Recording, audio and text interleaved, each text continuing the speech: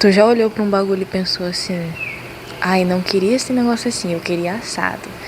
Às vezes o negócio não pode sair assado, mas aí você tem que sair, respirar, dar uma volta pra aceitar que o negócio não pode ser assado. Você vê que você precisa de uma pausa? Aí a gente pode levar de exemplo a vida profissional, né? Você pode ter sim as suas folgas, sim, você pode ter as suas folgas, você pode ter o seu domingo do mês, você pode ter o tempo que for, meu amigo, mas vai chegar um momento em que você precisa de um espaço a mais, porque você expandiu. E aí quando você expande, você precisa de um tempo para se reestruturar. Eu vejo muito isso refletir também na nossa noção de disciplina, gente. Tem gente que acredita que disciplina é você pegar 7 vezes na semana fazendo a mesma coisa no mesmo horário, do mesmo jeito. Mas não tem como pegar direto. Às vezes eu quero pegar direto no sentido de, eu tenho que estar sempre nesse nível aqui, só nesse nível aqui eu sou aceitável, abaixo desse nível eu tenho que me retrair, que é a pausa, que é real. Aí tá, eu tô querendo estar sempre nesse nível, e aí quando esse nível abaixa ou aumenta, eu já fico meio, ai gente, vamos diminuir o ritmo. Aí eu preciso de um momento pra mim, sabe? Que é normal, natural de todo ser humano. Só que uma coisa que eu venho aprendendo com isso, com outra coisa também que é expor isso, que isso é normal de todo ser humano, certo? Mas expor é outros 500. Você aceitar que isso é normal, você ter pra você que isso é normal é uma coisa. Você tá ali no seu canto, você sabe porque você tá no seu canto, você só quer ficar no seu canto. Mas agora expor isso pro outro, que olha pra você no seu canto e se pergunta: que estranheza é essa? Porque esse ser humano tá nesse canto? O outro que se importa, né? A gente também tá falando sobre isso. Expor pra quem se importa. Porque quem não se importa, tanto faz. Tanto faz, tanto faz. Mas tem aquele ser humano que se importa e se pergunta por que esse ser humano tá assim, fora do tom, fora do ritmo. E aí, expor é um ato de vulnerabilidade que ainda hoje tem esse problema. Eu demoro pra me abrir, eu demoro pra me expressar. Eu percebi isso desde a minha percepção de mundo, vamos falar assim, de consciência. Percebi que eu tinha mais o hábito de guardar o que eu pensava a expressar na hora. O que eu expressava na hora era mais uma resposta automática, assim, sempre com a entonação, com a intenção de fazer com que o ambiente voltasse ao seu estado normal, né? Isso aí é uma observação que eu levei tempo para relatar.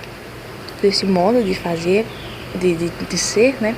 Fazia com que eu não expressasse o que eu realmente desejava e demorasse para me abrir com os demais. Mas o fato é que a vulnerabilidade, a exposição sempre foi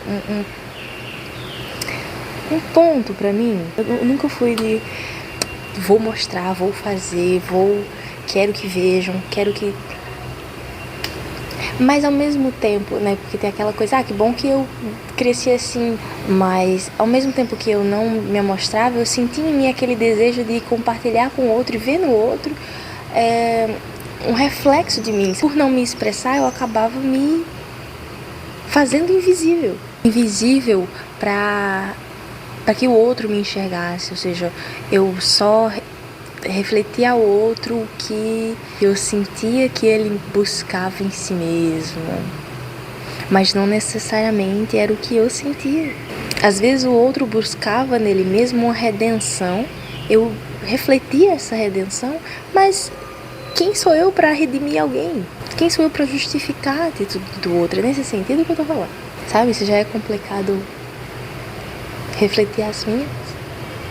Hoje eu ainda tenho partes e hábitos e momentos, claro, como todos, que eu não compartilho, mas à medida que o tempo se passa, à medida que eu deixo as coisas acontecerem ao invés de querer entendê-las antes de que elas aconteçam, esse medo de perder o sentido, ele se torna irracional.